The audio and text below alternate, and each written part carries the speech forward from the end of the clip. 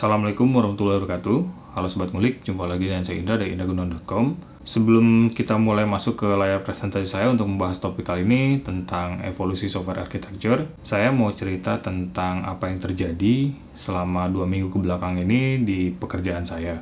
Mungkin beberapa di antara Sobat Ngulik sekalian udah ada yang dengar beritanya atau baca beritanya di internet bahwa perusahaan tempat kerja saya sekarang, gak perlu sebutin namanya ya, itu diakuisisi oleh perusahaan raksasa dari Cina. Nah, proses akuisisi ini sendiri sebetulnya udah ada beritanya internal dari beberapa minggu sebelumnya. Dan beberapa di antara teman-teman saya itu ada yang menganggap berita ini secara positif, tapi kalau saya punya pendapat pribadi bahwa proses akuisisi itu biasanya tidak semulus yang dibayangkan gitu, karena menggabungkan dua culture yang berbeda itu akan sangat sulit gitu. Dua perusahaan yang beda, apalagi satu besar, satu kecil gitu ya, kemudian kita gabungkan culture-nya itu pasti akan ada ketidakcocokan lah gitu.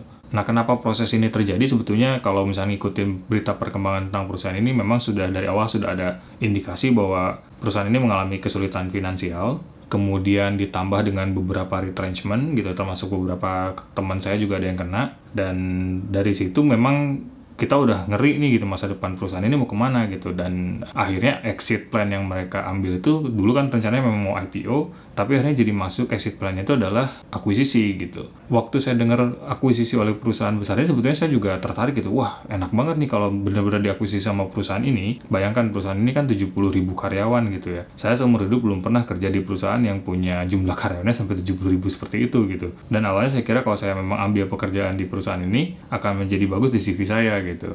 Nah, tapi apa yang terjadi 2 minggu belakangan itu, tiba-tiba gitu ada satu berita lagi mengenai retrenchment, dan itu kena banget sama teman saya, bahkan satu anggota tim saya di kantor gitu ya. Di situ saya mulai langsung mikir, katanya mau diakuisisi tapi kok masih ada retrenchment gitu. Ternyata dalam proses akuisisi itu memang ada perjanjian bahwa tidak semua orang akan dibawa, tapi hanya orang-orang tertentu yang akan diajak. Nah, tapi sebetulnya saya masuk di dalam daftar orang yang akan dibawa ke perusahaan itu gitu. Makanya sebelum kita betul-betul pindah, jadi prosesnya nggak tahu lah, ini mungkin secara hukumnya tuh ini adalah nanti akan jadi entity yang beda gitu, karena si perusahaan ini mengakuisisi asetnya tapi bukan liability-nya gitu. Jadi kalau misalnya perusahaan lama punya utang segala macam, dia nggak akan jadi tanggungan untuk perusahaan yang baru, tapi asetnya seperti produknya, kemudian tim development-nya itu yang dibawa gitu. Nah, jadi dalam situasi kayak gitu tuh kita jadinya disuruh milih gitu, disuruh milihnya apakah mau ikut ke entity baru atau enggak. Nah, kalau misalnya mau ikut ke entity baru harus tanda tangan kontrak baru jadinya gitu. Kalau saya masih tetap di sini, misalkan proses akuisisi ini tidak pernah terjadi dan perusahaan itu on track untuk menuju IPO gitu ya. Sebetulnya kontrak saya harusnya habis bulan Januari 2021. Tapi dengan adanya proses akuisisi ini dan saya disodorkan kontrak baru, akhirnya kontraknya ditambah jadi 12 bulan. Jadinya nggak sampai 1 Januari 2021, tapi sampai dengan pertengahan tahun 2021. Begitu saya lihat kontraknya, ini perusahaan besar gitu. Jadinya pas saya kontraknya kayak kontrak perusahaan-perusahaan yang lain gitu. Dan saya juga merasakan culture asli dari perusahaan sekarang ini hilang gitu. Kenapa saya suka dengan perusahaan sekarang tuh, dulu saya pernah buat bagaimana proses interviewnya aja udah sangat menarik gitu, yang salah satu interview terbaik yang pernah saya ikutin waktu saya menjadi software engineer di perusahaan ini gitu. Di sisi lain juga yang belum saya cerita adalah bentuk kontraknya perusahaan yang saya sekarang ini, itu bentuk kontrak yang paling bagus yang pernah saya lihat. Sayangnya saya nggak bisa tunjukin di video ya, tapi maksudnya kalau saya ceritakan bagaimana bentuk kontraknya itu adalah, kalau perusahaan-perusahaan lain kan biasanya bentuk kontrak kerja itu bahasa hukum yang kaku gitu ya, dan kita harus sampai baca berulang-ulang untuk memahami ini ada yang salah nggak nih, takutnya ada yang merugikan kita kan gitu. Kalau baca kontrak kerja pasti kayak gitu. Biasanya bahasa hukumnya tuh kompleks gitu ya, kita sendiri sampai harus baca berulang-ulang sampai kita betul-betul paham, sampai kita yakin kalau itu tidak merugikan kita atau gimana gitu ya. Nah, kalau bahasa kontrak yang perusahaan saya sekarang ini betul-betul simple, kemudian juga friendly, tapi secara hukum tetap kuat mengikat gitu. Makanya bahkan di kontraknya tuh pakai bahasa-bahasa yang nggak baku gitu. Nah, itu yang saya suka dari perusahaan ini. Pertama dari culture-nya aja udah beda, wawancaranya udah beda, kontraknya udah beda. Jadi itu yang bikin saya suka dengan pekerjaan ini dari awal gitu. Dan begitu saya ngelihat value-nya itu hilang karena masa transisinya manajemen berubah, kemudian juga keputusan akhirnya kita diakuisisi oleh perusahaan yang besar itu, akhirnya kan nanti bayangan saya culture perusahaan itu yang akan dipakai itu, karena gimana pun juga mereka organisasi yang lebih besar gitu. Jadi ketika lanjutan dari pertanyaan apakah saya akan ikut ke entity yang berikutnya, itu saya jawab ya dulu, karena jawabannya saya tuh tidak mengikat sebelum saya tanda tangan kontraknya gitu ya. Saya cuma mau lihat kontrak, karena mereka juga nggak akan ngasih kontraknya sebelum saya bilang iya gitu. Nah, begitu saya bilang ya, mereka tunjukkan kontraknya itu gitu, dan begitu saya lihat, saya nggak akan mau tanda tangan kontrak seperti ini gitu, karena menurut saya value-nya sudah nggak ada. Kemudian saya juga mungkin akan struggle atau susah menyesuaikan dengan culture yang baru gitu, dan apalagi ini perusahaan besar gitu, dan saya memang nggak suka dengan birokrasi, aturan segala macam lah gitu. Jadi pada akhirnya saya memutuskan untuk move on, artinya saya nggak mau pindah ke perusahaan yang baru atau ke entity yang baru, tapi saya tetap supportive sampai dengan masa transisi ini selesai gitu. Dan satu lagi yang jadi pertimbangan saya itu, yang kenapa memutuskan saya nggak mau kerja di sana akhirnya, karena saya pikir gini, reporting manager saya kan sekarang dari Australia gitu ya, dan semua orang di Australia itu cuma dapat kontrak 6 bulan, dan bayangan saya adalah kalau reporting manager saya nanti bakal hilang 6 bulan ke depan gitu ya, artinya saya akan nge-report sama orang-orang sana dong gitu, sama orang-orang perusahaan itu gitu. Kemudian juga ya culture-nya udah pasti beda, manajer saya bukan yang dulu lagi gitu, dan itu yang membuat saya akhirnya memutuskan untuk keluar dan move on. Dalam waktu cepat itu saya gimana caranya nyari kerja dalam waktu 1 minggu sebelum saya ngasih putusan ya atau tidak, karena saya sendiri nggak tahu gitu kalau misalnya kita sebagai foreigner di Malaysia ini, kalau kita nggak kerja di satu perusahaan atau kita nggak nempel ke satu perusahaan gitu ya, kita nggak punya izin tinggal gitu. Jadinya sebelum saya ngasih jawaban ke kantor tuh, saya harus bisa memastikan kalau saya dapat kerja dulu gitu, baru saya punya pegangan kan, oke saya udah dapat kerjaan yang lain, habis itu saya bisa bilang enggak, saya nggak akan lanjut. Jadi kalau misalnya mau visa saya di cancel di perusahaan yang ini, tinggal ditransfer ke perusahaan yang baru. Jadi yang lucu dari kejadian pada saat itu adalah emailnya baru nyampe sore, tapi harus dikasih jawaban maksimal besoknya gitu. Nah itu kan berarti cuma 1 malam untuk memutuskan saya mau bilang ya atau tidak gitu. Akhirnya saya punya teman kerja di kantor yang lama, waktu itu posisi dia masih manajer divisi gitu, tapi karena dia bisa meyakinkan bos di atas bahwa dia punya ide untuk produk, kemudian bosnya setuju, akhirnya dibikin startup. Nah, dia jadi CEO-nya startup ini sekarang gitu. Saya pas tanya dia itu tengah malam itu, saya telepon dia selama 30 menit. Jadi saya cerita bahwa kemungkinan saya nggak akan terima offer dari kantor yang barunya itu gitu, yang akuisisi perusahaan saya sekarang. Jadi saya tanya dia, masih ada lowongan nggak di kantor kamu gitu? Kamu masih perlu orang kayak saya nggak gitu buat bantuin gitu? Terus dia bilang, oh iya gitu, kita punya 2 produk nih sekarang, bahkan produk yang satunya itu baru gitu, kayaknya kita bisa pakai orang kayak kamu lah gitu untuk bantuin kita di sini gitu. Terus akhirnya cicat, terus dia bilang, kamu ngomong deh sama teman yang satu lagi, karena kantor yang di KL, jadi sebenarnya perusahaan ini perusahaan di Taiwan base-nya. Nah jadi teman saya dulu yang satu jadi CEO-nya, nah teman saya yang lainnya itu jadi Vice President untuk kantor yang di KL gitu. Jadinya setelah saya telepon tengah malam, besok pagi saya dapat offer letter gitu, penawaran kerja di perusahaan itu. Jadi saya pikir kalau untuk sampai level seperti itu ya, yang saya takjub itu adalah bahkan nggak ada proses interview sama sekali, cuman ngobrol-ngobrol aja, nggak ada tes coding, nggak ada apa-apa, besoknya saya dapat tawaran kerja di perusahaan itu gitu, dan posisinya juga enak gitu.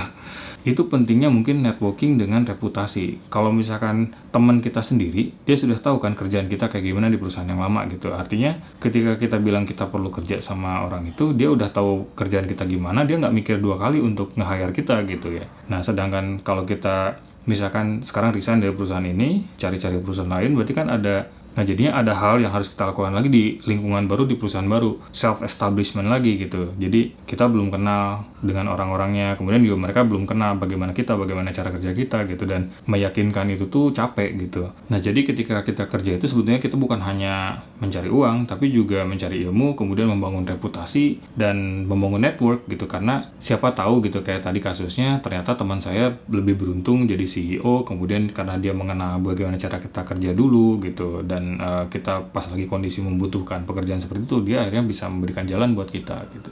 Nah mungkin itu tadi cerita pembuka saya tentang apa yang terjadi selama 2 minggu kebelakang ini. Mungkin pembukanya agak sedikit panjang, tapi tentu saja janji adalah janji. Jadi untuk video kali ini juga saya akan masukkan tema intinya, yaitu evolusi software architecture.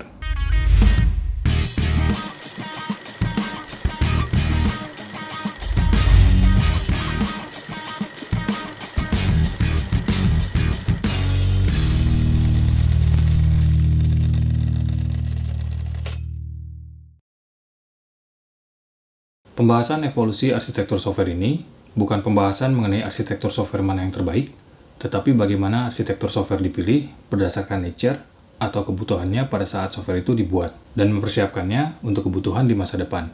Karena arsitektur software yang baik akan profitable dalam jangka panjang, tetapi keputusan untuk memilih arsitektur itu tidak boleh menjadi keputusan yang absolut dan berlaku selamanya. Di sini saya ingin mengingatkan kembali, pelajarilah konsepnya, dan jangan meributkan masalah alat atau tools-nya. Hampir semua bahasa pemrograman atau framework modern yang ada sekarang ini bisa digunakan untuk membuat arsitektur software yang baik. Sebagai catatan, karena pembahasan arsitektur software ini sangat luas, dalam video kali ini, saya cuma membahas arsitektur-arsitektur software yang pernah saya gunakan sepanjang karir saya sebagai software engineer. Tentu saja arsitektur software pertama yang saya pelajari, dan mungkin juga yang termasuk yang paling banyak digunakan dalam perjalanan karir saya, adalah monolithic architecture. Ciri khas dari arsitektur ini adalah seluruh layer arsitektur softwarenya dan seluruh fungsi atau bisnis logiknya berada dalam satu project, seperti bisa kita lihat dalam slide ini. Dalam presentasi ini, saya akan menggunakan kode warna yang sama untuk setiap representasi setiap layer, sehingga ketika arsitekturnya berubah, kita bisa mengetahui bagaimana perpindahan layer tersebut di arsitektur yang lain. Sebelum saya bekerja sebagai software engineer, saya pernah dapat project untuk membuat software account receivable dan software parkir. Kalau kita lihat di gambar ini, walaupun saya memilih untuk menggunakan teknologi yang berbeda, tetapi keduanya tetap mengadopsi arsitektur yang sama. Bahkan, data layer dan database-nya pun tetap sama. Perbedaannya hanya pada library UI dan bahasa pemrograman untuk bisnis logiknya saja. Yang satu menggunakan Visual Basic.NET, dan yang satunya menggunakan Borland Delphi. Mulai tahun 2006, saya bekerja sebagai konsultan IT untuk sistem rumah sakit.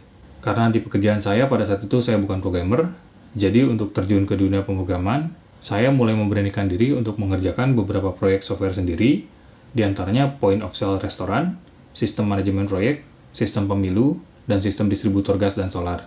Ada hal yang menarik dari slide ini, karena meskipun tipe aplikasinya berbeda, ada aplikasi yang berbasis desktop, dan ada juga aplikasi yang berbasis web, tetapi arsitektur dan layer yang digunakan tetap sama. Pada rentang tahun 2009 sampai dengan 2013 ini, saya bekerja di sistem perbankan dan sistem pendidikan untuk salah satu lembaga negara. Arsitektur yang digunakan ketika saya bekerja di rentang waktu ini bukan monolithic architecture. Jadi, kita skip dulu pembahasannya untuk slide-slide berikutnya. Tahun 2013 adalah tahun ketika saya pertama kali bekerja di Malaysia. Dan perusahaan tempat kerja saya pada saat itu masih menggunakan arsitektur software monolithic. Di sini kita juga bisa lihat bahwa stack utamanya adalah teknologi Microsoft, sehingga tidak ada perubahan yang signifikan dari sisi tools yang saya gunakan. Walaupun sama-sama berbasis web, tetapi evolusi arsitektur softwarenya terjadi di dua layer teratas, yaitu user interface dan business logic. Mungkin secara umum kalau saya boleh rangkum semua pengalaman-pengalaman saya dalam membuat software dengan arsitektur monolithic ini dan apa saja tools yang saya gunakan untuk membuat software tersebut adalah seperti yang bisa kita lihat dari slide ini. Kemudian pertanyaannya, sampai pada titik apakah arsitektur monolithic ini bisa digunakan? Karena salah satu kekurangannya untuk arsitektur monolithic ini, sebagaimana yang kita tahu, adalah ketika kita perlu melakukan scaling untuk meningkatkan kapasitasnya supaya bisa digunakan oleh lebih banyak user. Kalau saya boleh sharing pengalaman saya di tahun 2013 sampai dengan 2015, ketika perusahaan saya menggunakan arsitektur software monolithic ini untuk aplikasinya, kendala yang kita hadapi pada saat itu adalah concurrent user, atau jumlah pengguna yang mengakses website kita pada saat bersamaan. Ketika user di sistem sedang aktif melakukan transaksi, user lainnya akan mengalami kesulitan pada saat mereka berusaha untuk login atau proses autentikasi. Tetapi kondisi ini pun hanya terjadi ketika server mengalami overcapacity. Dengan kapasitas server yang kita punya pada saat itu, aplikasi tersebut bisa menghandle 500 concurrent user per server. Sehingga karena kita punya dua server yang dikonfigurasi di belakang load balancer, jadinya total concurrent user yang kita support adalah 1000 concurrent user. Jadi kembali lagi ke keperluan kita, apakah kita merancang aplikasinya untuk digunakan oleh banyak orang misalkan, atau cuma internal perusahaan saja? Karena kalau aplikasi tersebut merupakan aplikasi B2C yang dibuka ke publik, mungkin kurang cocok jika kita menggunakan arsitektur monolithic. Sebaliknya, kalau aplikasi kita ini cuma digunakan oleh internal perusahaan atau jumlah concurrent usernya tidak terlalu banyak, mungkin arsitektur monolithic ini merupakan pilihan yang tepat. Arsitektur berikutnya yang ingin saya bahas di video ini adalah Service Oriented Architecture, atau lebih dikenal dengan singkatannya SOA. Kalau di arsitektur monolithic tadi kita tahu bahwa semua fungsi dan bisnis logiknya digabung dalam satu project, di Service Oriented Architecture ini, fungsi-fungsi tersebut bisa diimplementasikan menjadi service-service yang berbeda. Misalnya seperti kendala yang tadi saya sebutkan ketika sebagian user sedang aktif bertransaksi dan sebagian lainnya berusaha untuk login, dengan arsitektur ini kemungkinan masalah tersebut bisa diselesaikan. Karena service yang menangani transaksi dan service yang menangani autentikasi merupakan service yang berbeda, dengan kapasitas server yang berbeda juga. Di slide ini ada satu layer yang saya tambahkan yang berwarna kuning. Layer tersebut merupakan layer komunikasi antara service-service di bagian backend. Implementasinya bisa menggunakan REST API biasa, messaging, atau service bus. Tentu saja pembahasan mengenai Service-Oriented Architecture tadi tidak akan lengkap tanpa membahas arsitektur microservice. Pada prinsipnya, arsitektur microservice ini memecah lagi service-service dalam Service-Oriented Architecture sehingga setiap fungsi yang berbeda bisa dikeluarkan menjadi service yang independen. Kata kunci microservice adalah satu service dibuat untuk satu tugas yang spesifik, tetapi melakukan tugas itu dengan sangat baik. Sebagai contoh, kalau dalam arsitektur SOA kita punya user service yang menangani proses autentikasi dan registrasi user, ketika kita pecah menjadi microservice, maka service tersebut dipecah menjadi beberapa microservice, misalnya registration service, authentication service, dan lain-lain, seperti bisa kita lihat di slide ini. Karena setiap service dalam arsitektur microservice ini independen, maka ketika salah satu service-nya mati, seharusnya itu tidak mengganggu fungsionalitas service yang lain. Tetapi bisa dibayangkan jadinya berapa banyak project yang harus di-maintain. Sehingga kalau perusahaan yang mengadopsi arsitektur ini, biasanya memiliki tim development yang cukup besar. Sebagai rangkuman video kali ini, untuk melihat perbedaan dari arsitektur software monolitik, SOA, dan microservice, kira-kira bisa digambarkan seperti ini. Sekali lagi, pembahasan ini bukan untuk menunjukkan arsitektur software mana yang terbaik, tetapi lebih ke arah pemilihan arsitektur yang tepat untuk menjawab kebutuhan yang tepat. Baik, itu tadi pembahasan tentang arsitektur-arsitektur software yang pernah saya alami, bagaimana transisi dari monolitik, kemudian ke service-oriented architecture, kemudian ke microservice yang seperti yang sekarang saya pakai. Sebetulnya dalam konteksnya itu begini, kalau memang kita memikirkan skala, memikirkan besar tim, tidak ada salahnya kalau kita pakai satu arsitektur dulu di awal gitu, misalkan pakai monolitik dulu, kemudian seiring dengan perkembangan dengan jumlah user kita atau besarnya tim kita, itu baru kita mulai memutuskan untuk pindah ke arsitektur yang lain.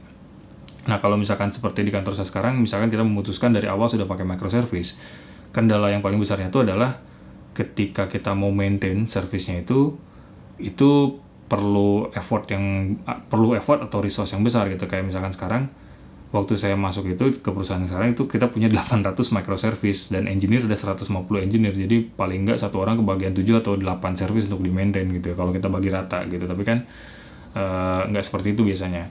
Nah, seperti biasa pesan dari saya, jangan sampai kita terjebak dengan tools atau ribut masalah toolsnya lah. Pelajari konsepnya apapun itu. Jadi kalau misalnya kita mengerti konsepnya, mau toolsnya apa aja itu kita tinggal menyesuaikan aja, tapi kita udah paham bagaimana cara kerja seharusnya di dalam layer tersebut misalkan gitu. Nah, seperti biasa kalau misalnya ada pertanyaan ataupun ada koreksi yang melakukan kepada saya dari pembahasan itu tadi, silakan tulis di kolom komentar, dan sampai jumpa lagi di video berikutnya. Ciao.